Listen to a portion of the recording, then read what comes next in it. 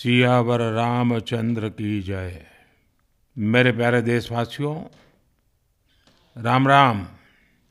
जीवन के कुछ क्षण ईश्वरीय आशीर्वाद की वजह से ही यथार्थ में बदलते हैं। आज हम सभी भारतीयों के लिए, दुनिया भर में फैले राम भक्तों के लिए ऐसा ही पवित्र अवसर है। हर तरफ प्रभु श्री राम की भक्ति का अद्भुत वातावरण, चारों दिशाओं में राम नाम की धुन, राम भजनों की अद्भुत सौंदर्य माधुरी। हर किसी को इंतजार है 22 जनवरी का, उस ऐतिहासिक पवित्र पल का। और अब अयोध्या में रामलला की प्राण प्रतिष्ठा में केवल 11 दिन ही बचे हैं।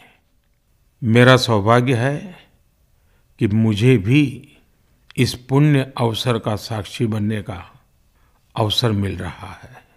ये मेरे लिए कल्पनातीत अनुभूतियों का समय है। मैं भावुक हूँ, भाव विह्वल हूँ। मैं पहली बार जीवन में इस तरह के मनोभाव से गुजर रहा हूँ। मैं एक अलग ही भाव भक्ति की अनुभूति कर रहा हूँ। मेरे अंतर मन की ये भाव यात्रा मेरे लिए अभिव्यक्ति का नहीं, अनुभूति का अवसर है। चाहते हुए भी मैं इसकी गहनता, व्यापकता और तीव्रता को शब्दों में बांध नहीं पा रहा हूं। आप भी भली भांति मेरी स्थिति समझ सकते हैं। जिस स्वप्न को अनेकों पीढ़ियों ने वर्षों तक एक संकल्प की तरह अपने हृदय में जिया, मुझे उसकी सिद्धि के समय उपस्थित होने का सौभाग्य मिला है। प्रभु ने मुझे सभी भारतवासियों का प्रतिनिधित्व करने का निमित्त बनाया है। निमित्त मात्रम भव सव्यसाचिन। ये एक बहुत बड़ी जिम्मेदारी है। जैसा हमारे शास्त्रों में भी कहा गया है, हमें ईश्वर के यज्ञ के लिए, आराधना के लिए स्वयं में भी दैवीय चेतना जागृत करनी होती है।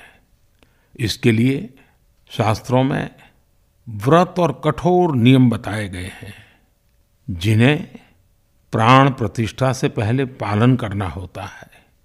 इसलिए आध्यात्मिक यात्रा की कुछ तपस्वी आत्माओं और महापुरुषों से मुझे जो मार्गदर्शन मिला, उन्होंने जो यम नियम सुझाए हैं, उसके अनुसार मैं आज से 11 दिन का विशेष अनुष्ठान आरंभ कर रहा हूं। इस पवित्र अवसर पर मैं परमात्मा के श्री चरणों में प्रार्थना करता हूं, ऋषियों, मुनियों, तपस्वियों का पुण्य स्मरण करता हूं और जनता जनार्दन जो ईश्वर का रूप है, उनसे प्रार्थना करता हूं कि आप मुझे आशीर्वाद दें, ताकि मन से, वचन से, कर्म से मेरी तरफ से कोई कमी ना रहे।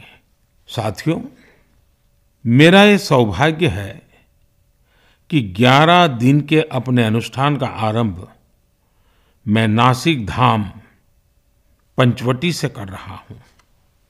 पंचवटी वो पावन धरा है जहां प्रभु श्री राम ने काफी समय बिताया था। और आज मेरे लिए एक सुखद संयोग ये भी है कि आज स्वामी विवेकानंद जी की जन्म जयंती है। ये स्वामी विवेकानंद जी ही तो थे जिन्होंने हजारों वर्षों से आक्रांतित भारत की आत्मा को झकझोरा था। आज वही आत्मविश्वास भव्य राम मंदिर के रूप में हमारी पहचान बनकर सबके सामने है। और सोने पर सुहागा देखिए, आज माता जीजाबाई जी की जन्म जयंती है। माता जीजाबाई जिन्होंने छत्रपति शिवाजी महाराज के रूप में एक महामानव को जन्म दिया था। आज हम अपने भारत को जिस अक्षुण्ण रूप में देख रहे हैं, इसमें माता जीजाबाई जी का बहुत बड़ा योगदान है।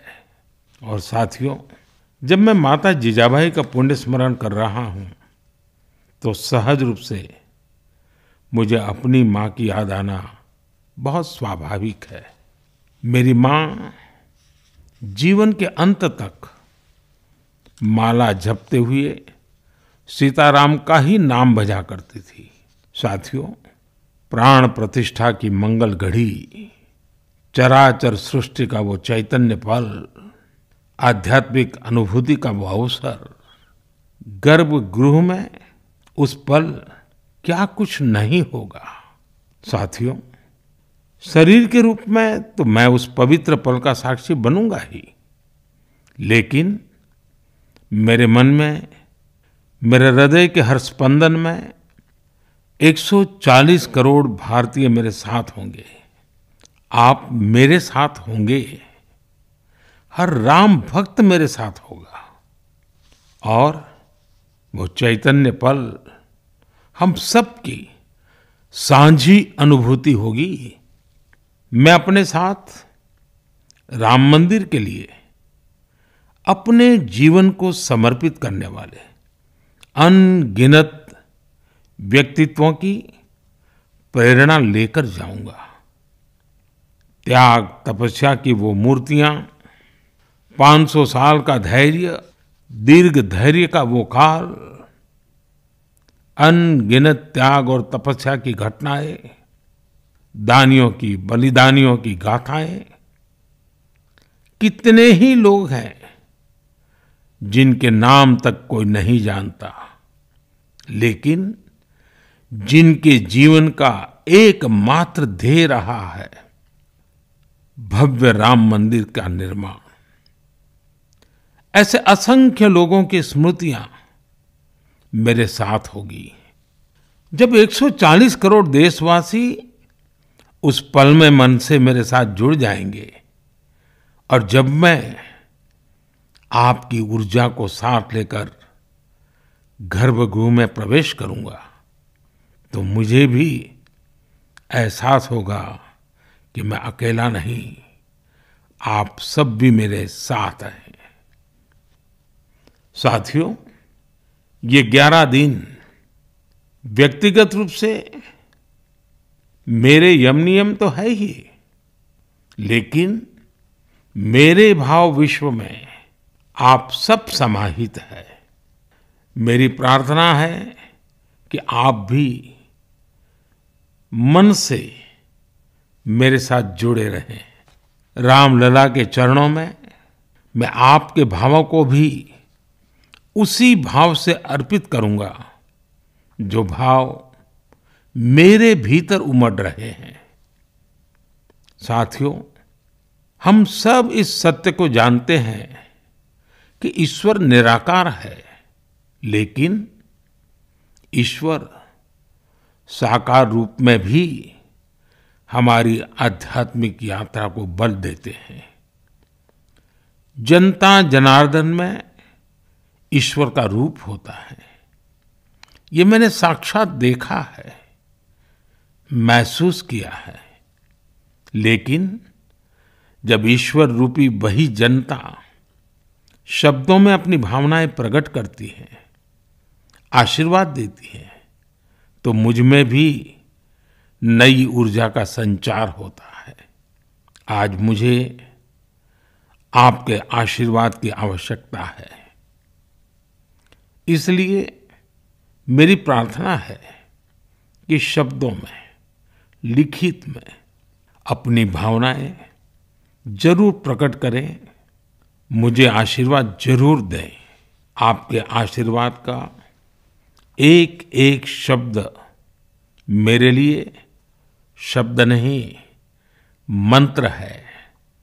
मंत्र की शक्ति के तौर पर वो अवश्य काम करेगा। आप अपने शब्दों को, अपने भावों को नमो ऐप के माध्यम से सीधे मुझ तक पहुंचा सकते हैं। आइए हम सब प्रभु श्री राम की भक्ति में डूब जाएं। इसी भाव के साथ आप सभी राम भक्तों को कोटि कोटि नमन। जय सिया राम, जय सिया राम, जय सिया राम।